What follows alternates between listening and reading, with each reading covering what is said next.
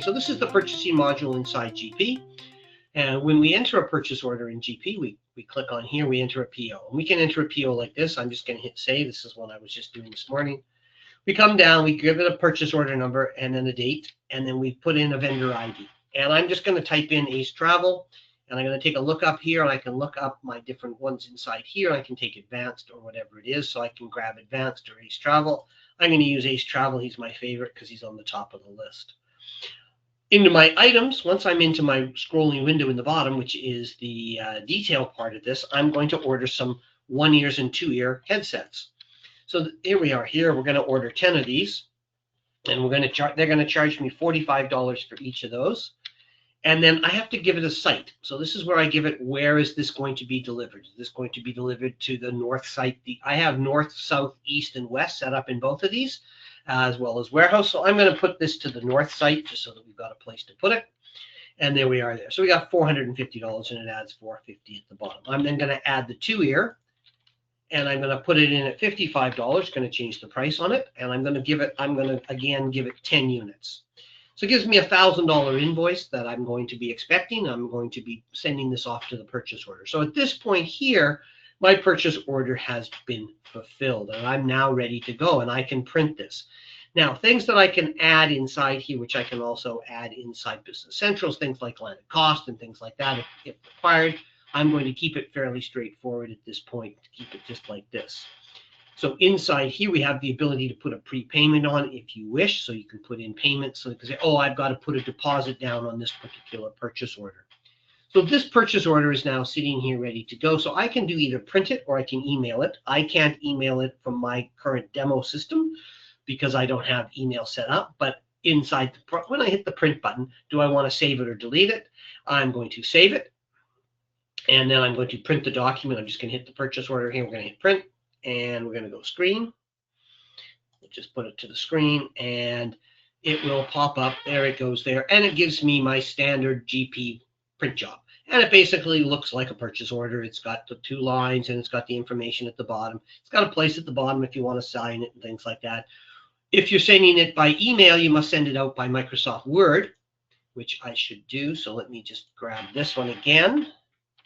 So I hit 90, and then when I hit print, I just have to hit the template instead. So I go print, and I believe the template should work. I did test this.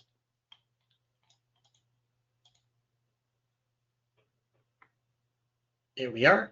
And now I get something that looks like this. This is the HTML version of it, but it's fine. I can put logos and things on it. And you'll see here, this has got a floating footer. The footer moves up underneath the last line, and I've got no extra descriptions and things like that. So this is kind of what I'm looking at inside here. This is the 2-ear, the overnight, and things like that. So this gives me my purchase order that I can send to my vendor. So that's fine. So let me, cancel. So I'm going to close that. And then I'm going to go back to my Business Central inside here, and I'm going to get out of here for a second. So underneath my purchasing, I have the ability to hit the purchase orders. When I hit the purchase orders, instead of getting a screen that I see on this side, I get a list of all my outstanding POs. And I'm just going to maximize this so we can see it. We can see how much the amount is and things like that. So I can now work with these POs as I move forward. I'm just going to look at the BC numbers inside here. So there it is there, 1 through 12. So now what I'm going to do is I'm going to add a new one. So when I add a new one, it comes up with a screen of purchase order and says, what do you want? What's the vendor name? So this vendor name, I can just type in what I know about it. So if I just type in travel,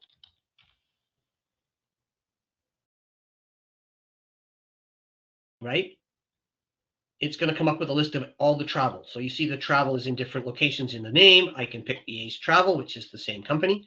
I could have just typed in Ace as well, and it would have found it, but I wanted to show the contains feature of Business Central. So as I move down here, I got a shipment number and things like that. So I'm just issuing a PO. I go down to the item now. I'm into the scrolling windows type area, which is a grid. And instead of having a whole bunch of fields that you kind of wrap around and have an additional field. So when I look at a PO inside here, and let me bring that PO back up again.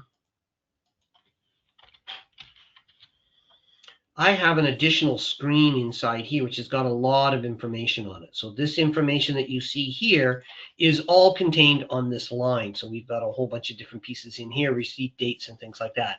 And it works like a grid, so you can copy and paste directly in from Excel. So inside here, again, I'm going to type in ACC. I'm going to find my ACCS. I'm going to hit my 1 year. And I've got it defaulting to North, but I could put in whatever site I wanted. So I'm going to put in North. And again, I'm going to order 10. And when I go across to here, it's got a default price of $40 in this system, but I'm going to put in the same $45 that I put in on the other one. Now, if that's all I needed to do, I can click down to the next item. When I hit tab across, it's going to go to there. I can go access, and then I can go dual ear,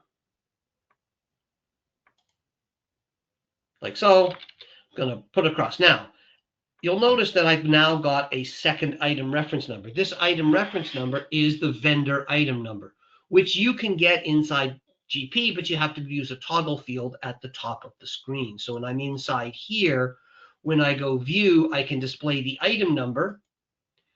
My item number and my vendor number are the same inside my GP, but I have made them different here so that they show up here. And that allows you to do that. If you've got GST or anything like that, you've got North. And then again, I'm going to bring up the 10, and then I'm going to make it $55 each. Whoops. $55 each. I've got no tax area, so there'll be no taxes. And again, I've got that same $1,000 invoice.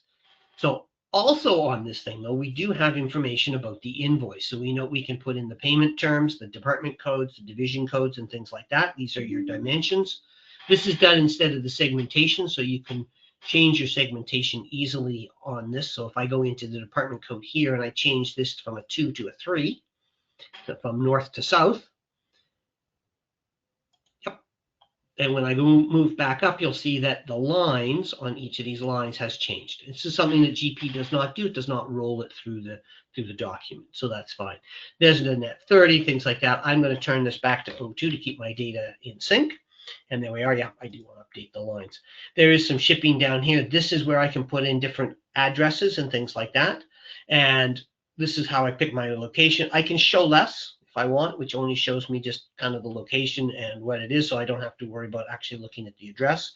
You can always show less and show more. Then underneath the prepayment, I have the ability to put in a prepayment just like I did inside GP. So there's very similar functionality on the way that the purchase order is done. So once the purchase order has been done, right, I can either print it from here, or I can, if I'm in it, let me go back to it. Up at the top here, I can print and send. So I can send by email, or I can print. I'm going to print it because, again, I do not have email set up here.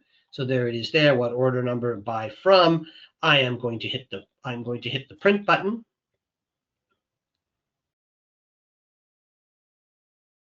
And it will then generate a PDF for us, and then we can either send the PDF to a printer, or we can send the PDF to the, this worked a second ago, so I don't know why it's so slow, but it is.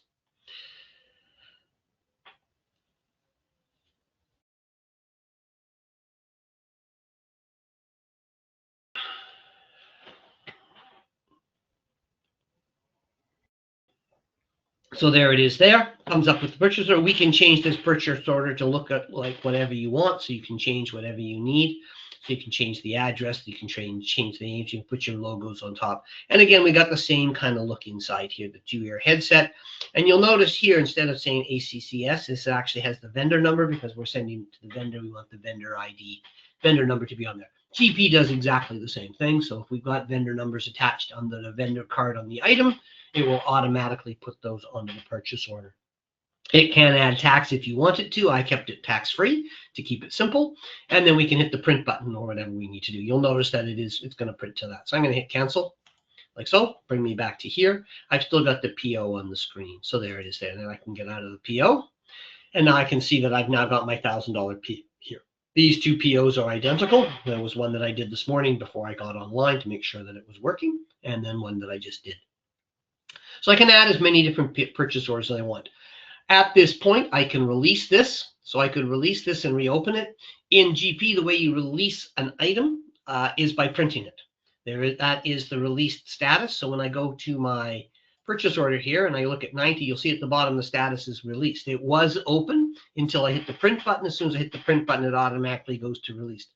There is no toggle for it inside GP, it goes to released only when you print. So a lot of my clients have to hit the print button, even if they're just printing it to a trash can, in order to make it release, so that the MRPs and things like that will take account of it.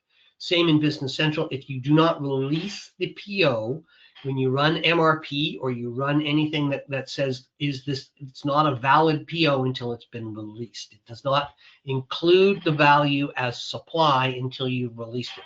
The idea being is that if it's released, that means that you've given it to the vendor, so that you know that it is coming. You've confirmed it. That's the idea behind it.